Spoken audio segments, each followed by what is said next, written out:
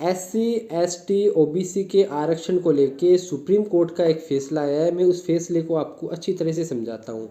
उस फैसले में कहा गया है कि अगर कोई भी SC का, ST का, OBC का जो कैंडिडेट है उसने कोई फॉर्म भरा है और फॉर्म भरते समय अगर नोटिफिकेशन में ये लिखा हुआ है कि अगर वो आरक्षण की कुछ सुविधाएं जैसे उम्र में छूट, फीस में छूट, इनका अगर वो लाभ लेता है तो वो जनरल की सीट पे नहीं जा सकता, भले ही उसके जो नंबर है वो जनरल के कट ऑफ से ज़्यादा हो।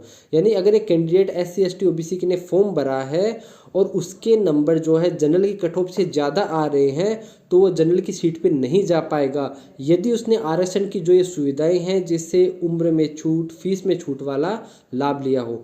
लेकिन अगर आपने फॉर्म भरते समय आपके नोटिफिकेशन में ऐसा कुछ भी नहीं लिखा हुआ है कि अगर आपने इन सुविधाओं का लाभ लिया है तो आप जनरल की सीट पे नहीं जा सकते, अगर ऐसा आपके नोटिफिकेशन में कहीं पे नहीं लिखा हुआ है तो आप के नंबर अगर जनरल की कट ऑफ से ज़्यादा आ रहे हैं तो SC ST OBC का बंदा जनरल की सीट पे भी सेलेक्ट हो सकता है।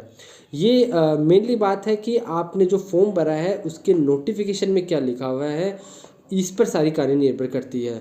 अब ये फैसला क्यों लिया गया है, उसका रीज़न है कि भारत में अनेक राज्यों में आरक्षण को लेकर SC ST के ये जो आरक्षण है जनरल कटों पे आने का, उसको लेके अलग अलग नियम थे। और हाल ही में एक याचिकाकर्ताओं के द्वारा सुप्रीम कोर्ट में ये मुद्दा डाला गया था, उसके बाद में ये फैसला लिया गया है। उस पर सुप्रीम कोर्ट ने एक स्पष्ट लाइन खींच दी है। मतलब इससे ST SC OBC के रिजर्वेशन पे कोई भी फ़र्क नहीं पड़ा है। ये सिर्फ भर्ती के जो नियम है, आरक्षण के जो नियम है उसमें थोड़ी सी पाबंदी लगी है, बाकी कहीं पे कोई फ़र्क ना पड़ा है। इससे कहीं पे भी आपके रिजर्वेशन पे कोई फ़र्क नहीं पड़ा है, तो उस चीज़ की चिंता नहीं की है। बस ये मात्र एक कुछ नियम है जो SC ST OBC के आरक्षण को लेके लिए गए हैं जब कोई कैंडिडेट आरक्षण की सुविधाओं का लाभ लेता है तब।